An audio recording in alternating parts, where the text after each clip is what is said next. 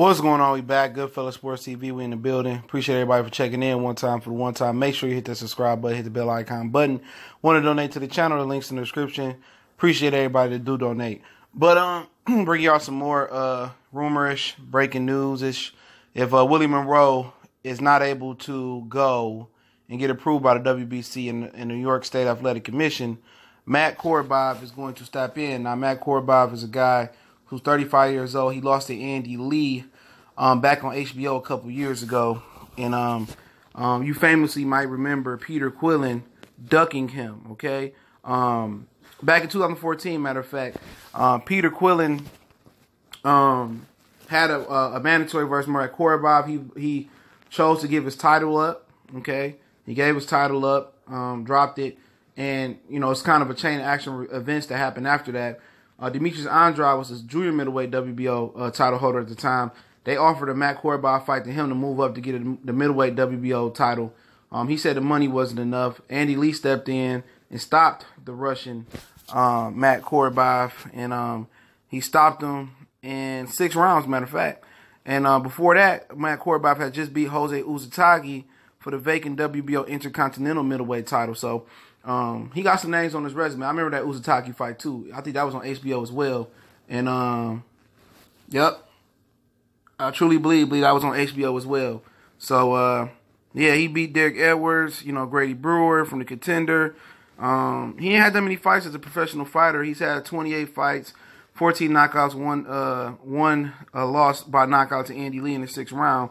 He's 35 years old, 6 foot. He's been working between middleweight, super middleweight, and they got him listed as a light heavyweight. He's a southpaw. Been looking for some good work, all right, and been trying to get a rematch with Uzatagi, and you know, this is not the worst case scenario. You know, this ain't the worst case scenario. I mean, it's a tough fight for Charlo. You know what I'm saying? Definitely tough. I mean, I ain't gonna say it's a tough fight for the simple fact Korobov can punch. He been as far as light heavyweight, super middleweight, and then you asking the champion to, you know, fight a dude last minute. That's his, you know, that's skilled like Korobov. He's older, but he's skilled. But at the end of the day, it's tough. That's tough. But Charlo said on Jermall said on Instagram today, said he will fight no matter what happens with Willie Monroe. And if you didn't know, Willie Monroe, VADA test came back with an adverse finding in his blood or urine.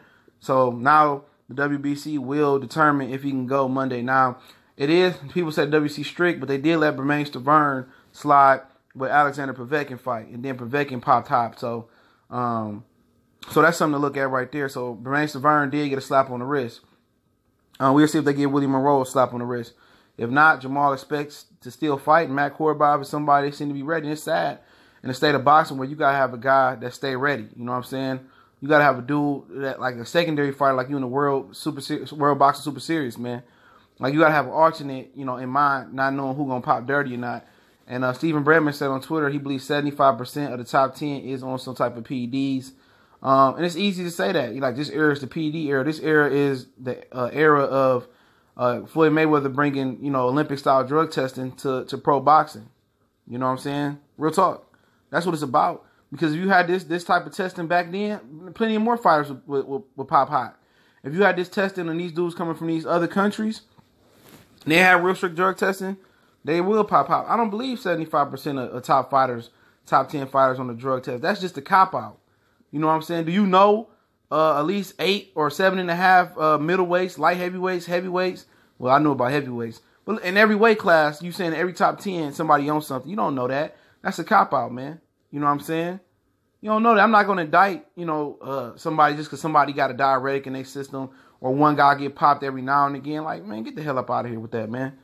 I hate when people do that, man, and try to, you know, bring down the whole sport. But y'all know what it is, man. Goodfellas Sports TV, bring y'all some more news one time for the one time. Much blessings to everybody. I think Keith Idek said it on Twitter. I'll link the source in the description as usual.